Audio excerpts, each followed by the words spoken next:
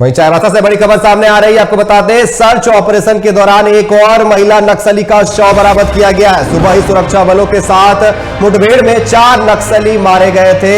अब search operation में मिला एक और महिला नक्सली का शव। मरने वाले नक्सलियों की संख्या अब 5 हो गई। आपको बता दें कि सुबह मुठभेड़ में 4 नक्सली के मारे जाने की खबर सामने आई थी, जिसमें 3 पुरुष थे और एक महिला। वहीं एक पुरुष और महिला को गिरफ्तार किया गया था और अब सर्च अभियान के दौरान एक और महिला नक्सली का शव बरामद किया गया है। और इस पर अधिक बात करने के लिए रांची से हमारे संवाददाता अभिषेक भारती हमारे साथ बने हुए हैं। अभिषेक जी, सर्च ऑपरेशन के दौरान एक और महिला नक्सली का शव बरामद किया गया है। अब नक्सलियों की संख्या, जो मारे गए हैं उनकी संख्या 5 हो गई है। बिल्कुल, देखिए सुबह तक ये संख्या 4 थी। पुलिस और नक्सलियों के बीच जो है वो मुठभेड़ हुई थी चाईबासा के जंगलों में। जिस तरीके से, देखिए मैं आपको बताऊं कि ये एक बड़ी कामयाबी है। बड़ी कामयाबी इस तरीके से है कि झारखंड में सिर्फ कुछ इलाके ऐसे हैं जहां पर अब नक्सली जो है वो बहुत प्रचंड तरीके से एक्टिव है। उसमें से एक इलाका कोइलकेरा का वो इलाका है जहां पर ये मुठभेड़ हुआ है। इसके अलावा चतरा का, टंडवा का जो इलाका है वो भी है।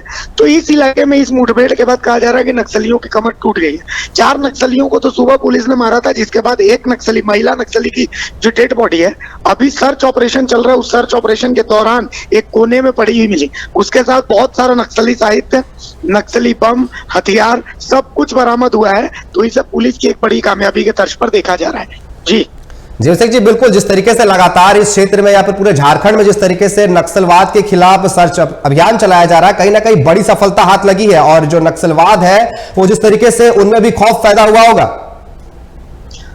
बिल्कुल, आप एकदम सही कह रहे हैं कि कहीं ना कहीं खौफ जो है वो फैला हुआ है।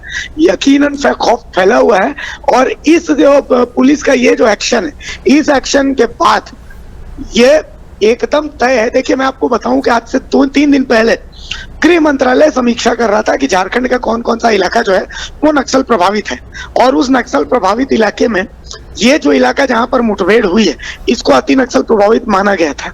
कहा गया था कि इस इलाके में नक्सल का प्रभाव कुछ ज्यादा है, जो कि खूंटी तक टच होता है, सारंडा के जंगलों में। तो अब सारंडा के जंगलों में इस मुठभेड़ के बाद जो नक्सली ऑपरेशन उसको धार भी मिलेगी और जो नक्सल अभियान पुलिस का चल रहा है वो और ज्यादा मजबूत भी होगा।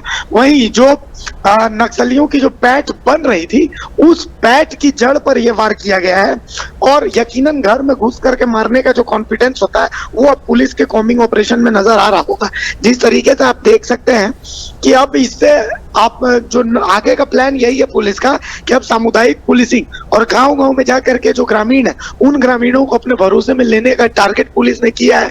तो देखिए ये एक मनोवैज्ञानिक जो प्रभाव होता है ये पुलिस के पास आएगा और पुलिस का confidence no doubt boost up होगा ही। जी अभिषेक जी, आपका बहुत बहुत धन्यवाद हमारे साथ जुड़ने के लिए और तमाम जानकारी देने के लिए। तो सर्च ऑपरेशन के दौरान एक और महिला नक्सली का शव बरामद किया गया। आपको बता दें, सुबह 4 नक्सलियों का शव बरामद किया गया था और सर्च अभियान लगातार जारी था, जिसमें एक महिला नक्सली का शव बरामद किया गया है। तो अब मरने वाले नक्सलियों की संख्या 5 हो गई है।